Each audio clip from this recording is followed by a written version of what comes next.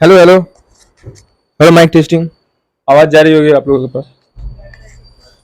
तो आज मैं शुरू करने वाला हूँ। मैट्रिक्स का बहुत ही इंपॉर्टेंट टॉपिक है माइनर और कोफैक्टर। माइनर कोफैक्टर होता क्या है, चलिए देखते हैं। माइनर कोफैक्टर एक मैट्रिक्स का एक टर्म है हमारा। क्या है? टर्म।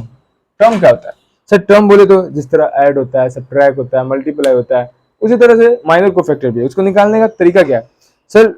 माइनर कोफैक्टर निकालने का बहुत ही आसान तरीका है। एक बार आप लोग देख लीजिए। अगर आप लोग अच्छे से ध्यान से देख लेंगे ना, तो यकीन मानिए कभी भूलने वाले नहीं है। हाँ, गारंटी है। चलिए ठीक है, तो शुरू करते हैं। कोई हमारा मैट्रिक्स होगा। मैट्रिक्स को सर हम कैपिटल लेटर से डिनोट करते हैं। बिल्कुल। उसके अंदर का एलिमेंट जो है, उसके अंदर का जो एलिमेंट है, जैसे अगर हम यहाँ ए लिख रहे हैं, बी लिख रहे हैं, सी लिख रहे हैं, डी लिख रहे हैं, तो ये गलत है, क्योंकि एलिमेंट को हमेशा हम स्मॉल लेटर से ही लिखते हैं। अगर लिखना है तो ए लिखेंगे, बी लिखेंगे, सी लिखेंगे, डी लिखेंगे, ऐसे हम लिख सकते हैं। लेकिन यहाँ पे जो हम एग्जाम्पल करवाने वाले हैं वो नंबर बेस्ड होगा।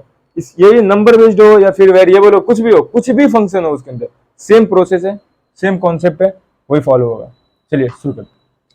तो पहला हमारा एग्जाम्पल क्या है? 1 2 3 4। चलिए इसका हम क्या निकालते हैं? माइनर निकालते हैं। क्या निकालते हैं? माइनर। तो माइनर को हम लोग एम से लिखते हैं। किसे लिखते हैं? एम से लिखते हैं। ठीक है। अब सर माइनर अगर हम एम से लिखते हैं तो एम के आगे क्या लगाना होगा? तो जो एलिमेंट है, जैसे ये वाला एलिमेंट कौन सा है? A11 है। क्यों सर? क्योंकि ये A11 है। ये 1 और ये 1 क्या दिखा रहा है? ये दिखा रहा है कि ये पहला रो है, और ये दिखा रहा है ये पहला कॉलम है। समझ आ रहा है? यानी इसको हम A I J लिखते हैं। आई जो होता है वो हमारा रो को डिनोट करता है, और जो जे होता है वो हमारा किसको डिनोट करेगा? कॉलम को डिनोट करेगा। समझ में आया कि नहीं आया? आ गया होगा। चलिए अब शुरू करते हैं। M11 निकालते हैं। M11 निकालते हैं। तो M11 कैसे निकलेगा सर? M11 बोल रहा है, यानी पहला रो।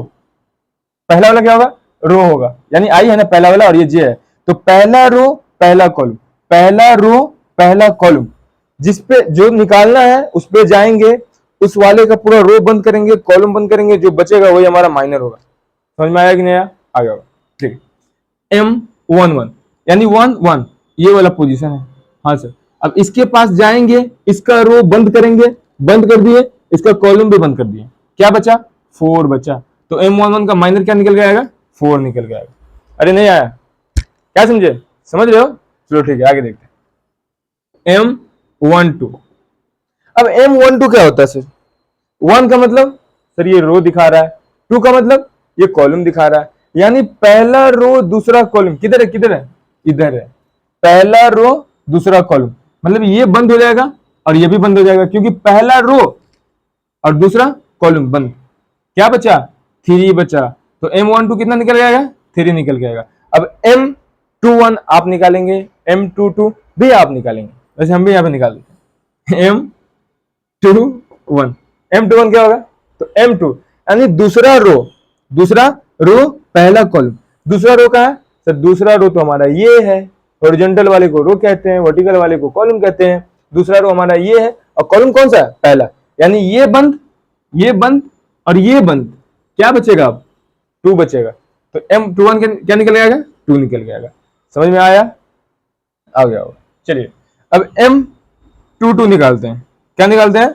M22 कैसे निकलेगा सर? दूसरा रो दूसरा कॉलम के पास जाइए ना, इतना क्यों बोल रहे हैं? चलो ठीक, पहले इसको अच्छे से लिख लेते हैं। 1 2 3 4 था ना। चलो 1 2 3 4, ठीक है, यही था। अब क्या करना है हमें? दूसरा रो दूसरा कॉलम के पास जाना है। बताओ किधर है? तुम खुद बताओ। दूसरा रो यानी पहला रो, और ये दूसरा रो, यानी दूसरा रो तो हमारा ये है, ये बंद होगा, क्योंकि माइनर वैसे ही निकलता है। जिस रो के पास जाते हैं, जिस पॉइंट के पास जाते हैं, जिस एलिमेंट के पास जाते हैं, उस वाले का पूरा रो और कॉलम बंद करते हैं, जो बचता है वही हमारा माइनर होता है।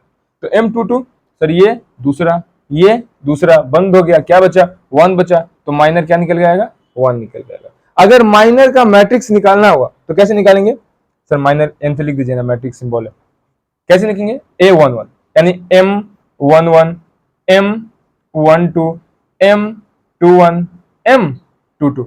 समझ में आया? आ गया होगा। एकदम आसान है यार। M11 क्या है बताओ? क्या है? 4 है ना। यहाँ 4 हो गया, यहाँ क्या हो गया 3 हो गया, यहाँ पे क्या हो गया 2 1, ये हमारा माइनर का मैट्रिक्स बन गया। अब को फैक्टर कैसे निकलता है? को फैक्टर के लिए भी बहुत आसान है, जिस तरह माइनर समझाया उस तरह को फैक्टर भी समझाते हैं। बस कुछ नहीं है, माइनर जो होता है ना, जो हमारा यहाँ पे लिखते हैं, जो हमारा माइनर होता है ना वही हमारा को फैक्टर भी होता है, बस थोड़ा सा चेंजिंग है। क्या चेंजिंग है सर? माइनर और को फैक्टर में सिर्फ साइन का चेंजिंग है। कहां पे साइन चेंज होगा, कहां पे साइन चेंज नहीं होगा, चलो देखते हैं। यानी m, सर आप बोले माइनर को फैक्टर के बराबर होगा, इसका मतलब m11 बराबर होगा किसके? c11 के। इसका मतलब m12 बराबर होगा किसके? c12 के। हाँ बिल्कुल, इसका मतलब m21 बराबर होगा किसके? c21 के। और m22 किसके बराबर होगा? c22 के बराबर होगा। लेकिन इसमें थोड़ा सा चेंजिंग क्या है ना, कि जिसमें i प्लस जे का वैल्यू इवन हुआ, इवन मतलब मल्टीप्लाई करना होता है -1 के पावर i प्लस जे से, सब में -1 के पावर i प्लस जे से, -1 के पावर i प्लस जे, -1 के पावर i प्लस जे। समझ में आया? अब देखो सर ये i का वैल्यू कहां से लाएंगे, j का वैल्यू कहां से लाएंगे? यहां से लाएंगे। i का वैल्यू 1, j का वैल्यू 1, तो यहाँ पे 1 पुट करेंगे तो ये क्या हो जाएगा? -1 का स्क्वायर हो जाएगा, और -1 का स्क्वायर 1 ही होगा ना। तो इससे हमको ये समझ में आता है सर, जहां पे i प्लस जे का वैल्यू अगर हमारा इवन हुआ तो जो हमारा माइनर होगा वही हमारा कोफैक्टर भी होगा। लेकिन क्या i प्लस जे का वैल्यू जहां पे ऑड नंबर हो गया वहां पे m11 जो होगा ना, सॉरी 1 तो होगा नहीं, 1 2, क्योंकि यहाँ पे i प्लस जे कितना हो रहा है? 1 प्लस 2 कितना हो रहा है? 3 हो रहा है ना, और 3 हमारा ऑड नंबर होता है। तो जहां पे i प्लस जे का वैल्यू ऑड नंबर है वहां पे जो कोफैक्टर होता है माइनर में नेगेटिव लग जाता है, तो क्या निकल के आ जाएगा? कोफैक्टर निकल के आ जाएगा। This is the clear cut example of minor and cofactor.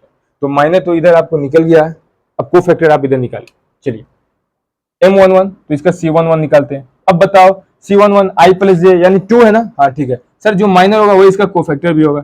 चलो लिख लेते हैं, सब में लिख लेते हैं। m12 है तो यहाँ c12 होगा, m21 है तो यहाँ पे क्या होगा? कोफैक्टर क्या निकलेगा? c21 निकलेगा। इसका क्या निकलेगा? c22 निकलेगा। अब बताओ i प्लस जे कहाँ है? उतार के हम डायरेक्ट लिख दो ना, यहाँ 4 है, यहाँ 3 है, 3 है, यहाँ 2 है, यहाँ भी 2 होगा, यहाँ 1 है तो यहाँ भी 1 होगा, सिर्फ साइन चेंज होता है ना। हाँ अब देखो यहाँ पे 1 1 है तो ये दोनों का तो ऐड करेंगे तो ये इवन नंबर होगा, तो इवन में नो चेंजिंग, जैसा है वैसा ही हो जाएगा। 1 प्लस 2 कितना आ जाएगा? 3, यानी i प्लस जे हमारा ऑड नंबर हुआ। और जहां पे ऑड नंबर होता है उसका माइनर क्या होता है? तो उसका माइनर जो होता है ना, उसका जो कोफैक्टर होता है ना, माइनर में बस माइनस लगा देते हैं। तो माइनर में इसका माइनर तो 3 है तो 3 में बस माइनस लगा देंगे, खत्म, बस खत्म। 2 1, ये भी यहाँ भी ऑड है, माइनस लगा दीजिए। माइनस लगाने का मतलब उसका उल्टा करना है, अगर माइनस में है, अगर ये माइनस में होता तो ये प्लस में हो जाता, और अगर प्लस में है तो माइनस में हो गया। m22 का मतलब m22 इधर भी है, m22 इधर भी है, सर 2 प्लस 2 4 होता है, 4 एक इवन नंबर है, और इवन नंबर जिसका आया उसका माइनर को फैक्टर में सेम होगा। कहानी खत्म। मजा आया?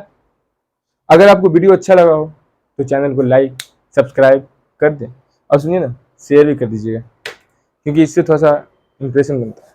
Thank you.